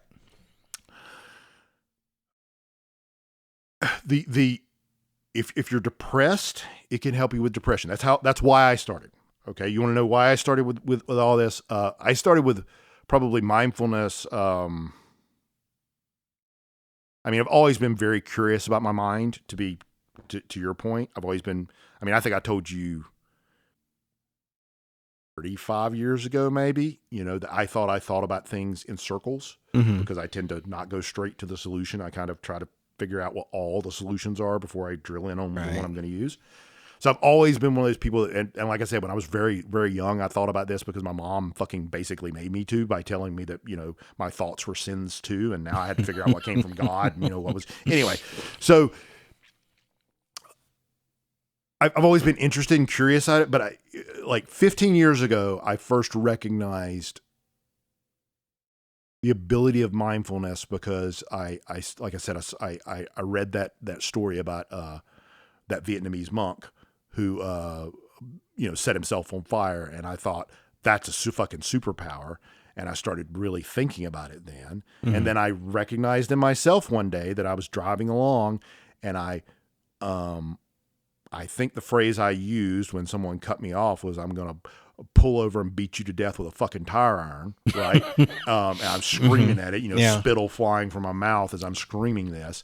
And my wife and my son are in the car looking at me like I'm a fucking insane You person. were just possessed by that demon. Yeah, we were right. Right. Like I'm an insane person. And I realized, a couple of things out of that event. One, that's not how you should behave around the people you love. You're scaring them. You don't want to do that. And two, this person I was screaming at, like, there's a complicated calculus going on there, but it doesn't involve them at all. Right. That person doesn't know I fucking exist, most likely. Like, it wasn't they weren't flipping me the bird. It wasn't I think you're driving too slow, or I think my car's faster than you, or any of that shit that was going on in my head was not going on in their head. Right. This is totally inside me. Right. And once I realized that, I kind of realized, oh, I could just change the way I think, and this problem will go away.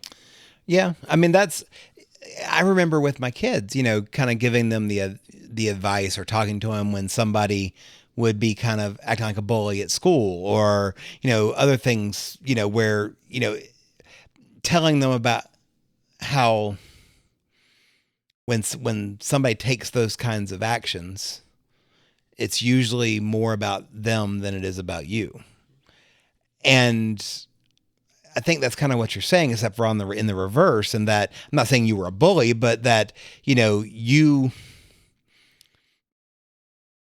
that the reason that you were acting out the way that you were acting out had honestly very little to do with the circumstance or the other person. And it was very much under your control. And I think a lot of people do that though. A lot of people will use the phrase, "I couldn't help it."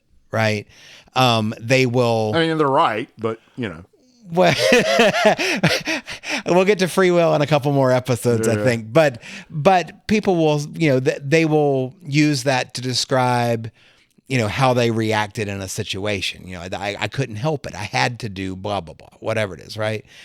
And it's true that in a lot of times we do make a choice, and in choosing the action that you take, you're also in effect choosing the consequences of those actions, right? And in many cases, there's only one that makes sense. It's like the consequences of doing anything else is much, much, much worse. Sure. So in those cases, you're still making a choice. You can't say I didn't have any choice, but I kind of get where they're coming from in those cases, because it's like, okay, if there's only one choice that's a good one and everything else is bad, then yeah, pretty much everybody's going to do the same thing. You don't really, you don't have any other good options. Right. But frequently, really frequently, I think people just lean on that as a crutch. Like they feel like I'm supposed to react a certain way to something. I'm going to use an example. I'm not saying I disagree with it, by the way, but you might know a really nice lady that's a mother, and she's very kind to everybody. But there's this kind of mama bear instinct where if somebody fucks with her child, then suddenly she turns into this, like, she's going to beat your ass kind of, you know what I mean? There's a choice there. Sure. Like there are multiple ways that you can handle that situation from her perspective. Sure. But she might tell you, because she's expected to behave that way, that she doesn't have any choice, that is the way that she has to be. You know what I mean? Yeah, maybe. I mean, I think in my own experience, like when I'm in those situations, I always know right before. I mean, maybe this is true of other people. It's not of me. I always know right before I do the thing that I cannot do the thing, and there's a thought in my head that's just like, fuck it. Like, it's like, or I'm not, fuck them. I'm doing this, like there's don't you think that a lot of people just skip past that? I don't know. I really don't know. Okay. I know that pops in my head as far as I can tell every time. And I ignore it, or I used to ignore it most of the time.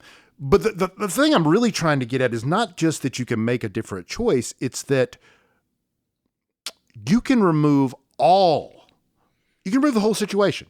Like when someone cuts me off in traffic now, when I'm mindful about it, which is most of the time, I just remember this person's fucking unconscious. I do not exist to this human being. This cannot be personal because they don't fucking know me. It literally can't be personal. Right. Right. So this isn't, they're not saying something to me. This isn't communication. This person's driving a vehicle shittily. Okay. Yeah. So, I should react to that the way I should react to an autonomous Tesla driving it shittily, just with less anger towards Elon. Like it's the same thing. Well, let me ask if you think this is in the same category, because this is something I do. Again, it's one of those things that I wish more people did, but I don't know. I'm not trying to pat myself on the back. It's just that I have this desire to want more people to think about what they're doing and how it impacts others. Right. Like that's important to me, because I think a lot of people are really selfish. Sure. Okay. I have selfish times too. Yeah, everybody does. And this is kind of one of those examples where I catch myself. And I think catching yourself is important. That's kind of what you were talking about before, is that, like with your ego stuff you were talking about before, it's like understanding when you're doing the thing you're doing. Yep. So you're just, using the example you're talking about getting cut off in traffic. I don't look at it the same way you do, but sure, you get cut off, somebody does something stupid, and you get angry about it. And I know that I've had times where I'll get angry about something, and then I will, in my head, reverse our positions and say, okay, if I was in that car, would I have done the same thing or not? Right. And I swear more than half the time I'll say, yeah, I probably would have. And then I'm like, okay, well, how can I be mad about that if I actually would have done it myself? Right. But then on the other side, I'm like, well, wait a minute. Does that make me an asshole? It's like I look at it from both sides, and I'm like, wait a minute. Yeah. I think I mean the one of the other things I kind of wanted to just lean into a little bit more is that I do think mindfulness is important. I think everybody should do it as long as you don't have any kind of pre-existing condition. But I think there's probably the idea, especially after what I just said, that people think it takes a long time for you to get any results, and that is not true. Like you could have an epiphany the second you start meditating and be enlightened. I think it's possible. I can't do it, but Yeah. I haven't figured out how to do it. It's probably a better way of saying it. But I think it's possible. I'll tell you the entirety of my experience. I did not meditate until about 4 or 5 years ago. Okay. So I've been thinking about it, been trying to be mindful. I've been wanting to meditate. I don't think anybody really wants to meditate, but I've been kind of wanting to meditate. You know what I'm saying? Except for that whole boring part. Right. You know, Well, and I do think that's one of the things that a lot of people will think about when they hear you talk about meditation is that you're just sitting there doing nothing for an hour. Like, so I've got better things to do than that. Right.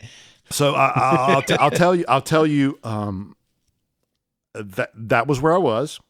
And I was trying to get it accomplished just by being mindful when I could. Mm-hmm. The problem that I've already described with that is that you're not in practice, right? So you don't have the reflex, right? So I would do a lot of mindful thinking after the fact. See what I'm saying? Right. Right. Yeah. So I couldn't catch it in the moment, but I'm curious enough that it stuck with me, and I would think about it later, and I would still have some good epiphanies from that. But it's not as good as catching it in the moment. Like catching it in the moment, that's what you're going for, right? So I had a situation where I'm not going to go into a huge detail, but let's just say I was very high on the mountain of my own ego, and I got knocked. I had an illness, my narcolepsy actually. And then a bunch of bullshit at work, and I got knocked off my perch pretty hard. And I spent a couple of years basically feeling pretty worthless. So I was having I had a job that, thank God, this individual did hire me. He turned out he didn't need me really, but he thought he was going to need me. And he kept me on the payroll for as long as it took for me to get another position. Yep. Thank God for that. But I got to tell you, as a person who's achievement focused and very much had my own self-worth wrapped up in how competent I was at my job, being basically a third wheel and being paid to breathe was not good. Okay. And it sent me into a pretty bad spiral. So I started I got to a place to where I realized, because I've read Man's Search for Meaning from Viktor Frankl, I realized pretty quickly I just didn't have any meaning or purpose in my life. Yeah. And we started keeping my niece, and she really gave me a purpose in life. And I realized from my interactions with her how much I'd missed with my own kids, and I realized I needed to figure out what was fucking wrong with me. And somewhere in all that process, I decided I was going to give it a try. Mm-hmm. And so what I did is I first started with this game called Plane, Playne.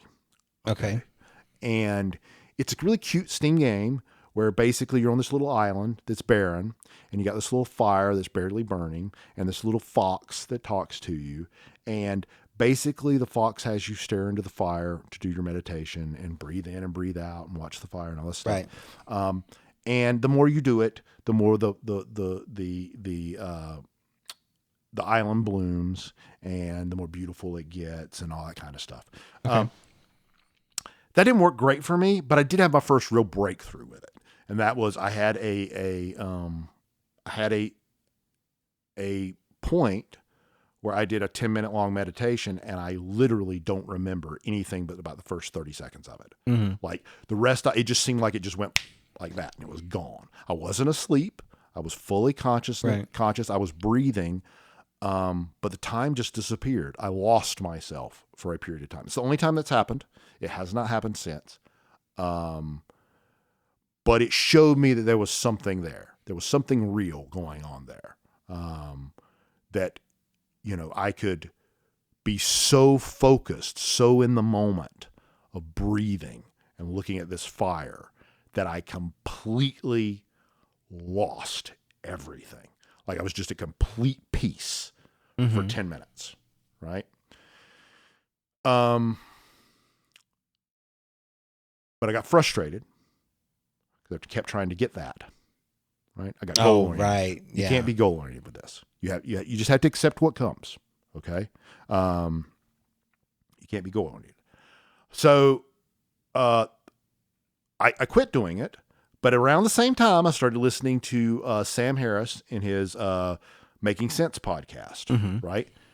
And he talks about meditation a lot. And dude, I have learned so much from this guy. Like, anyway, I respect him so much. And I kept listening to what he was saying, and it made so much fucking sense that I was like, okay, I got to try this again, right? And so I used his app, which is Waking Up. Okay. And it's guided meditation, and there's nothing fancy about it. It's literally just him talking you through guided meditations. Okay. But that helped me because I committed to it. And I only did it like 5 to 10 minutes a day, but I did it for 2 years. Every fucking day. I did it for 2 years. Okay. And I can tell you, it does build the reflex. Okay. If you're serious about it and you realize that it's not about not thinking. Right. It's don't beat yourself up about anything. You just focus on the thing, whatever it is he's telling you to focus on, because it's different, right? Sometimes it's the back of your eyes while they're closed. Right. Sometimes it's a spot on the wall. Okay. It's different. Okay. Focus on whatever it is he tells you to focus on, and only that. But don't get mad when you notice a thought. That's the point. You're supposed to notice the thought. Don't get mad when you latch onto the thought, because the fact that you realized that you latched onto it means you noticed that you latched onto it. And that's success. Yeah. And I do think that's something that I've always thought that hopefully other people, if they've thought that, will get out of this, is that I've always thought your mind's supposed to be empty, and that like you're failing if you let your mind wander to something or whatever. And from what you're saying is that, no, you just need to recognize that that's what's happening and that you're not controlling it. You're just kind of along for the ride with it. But like, I think the next thing that I would think is that I'm supposed to do something about that. And I think that's the second thing that you're saying, is that when you recognize that, just recognize it for what it is and continue along for the ride. And return to the breath, or return to the wall, return to whatever it is. Recognize it, let it go, move on. That's the key. Because what this allows you to do, where the benefit comes in, what you'll find is, if you're one of those people that all day you feel like your thoughts are just racing all the time, and you got shit always going through your mind, it's always crazy, it's never quiet in there. That's fucking happening because you're not addressing the shit that's going through your mind. Okay? It doesn't go away. It just keeps coming back. If you start doing mindfulness and you start recognizing these thoughts when they pop up, you can then address them in the way they need to be addressed. You can walk that path. You can go down that rabbit hole when you need to go down it, not when you don't, because you recognize it, say, nope, not doing that right now. I'm doing this other thing. But when it comes up late at night, when you're, brushing your teeth, you can decide, I've got time now. Let's go down. Let's transverse this path and see where it goes. And you can go down it and you can find where it goes. And yes, some of them are going to go to hurtful places. Some of them go to hard places. Some of them you're going to realize what a shithead you were. And those are really hard. Yeah. Okay. Always comes out good at the end. Okay. Recognize your thing. Because one of the other things you can recognize with mindfulness is that anytime you're dwelling on something that you feel bad about, you have the power to stop that. Okay. The benefit of feeling bad about something is only good once. It's only really good once. Okay? Right? You need to feel bad about it. You need to recognize it. You need to walk the path so you understand why I did that. You need to realize that doesn't define you as a person, because it's just a thought and it's just an action, and we're all experiencing this life for the first fucking time.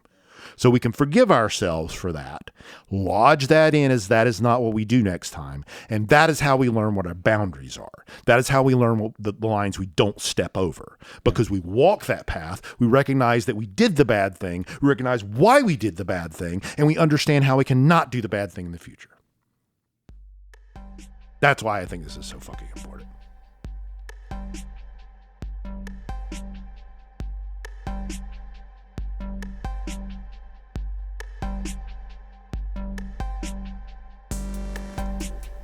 Thank you for listening to the F'ing Up the Ineffable podcast.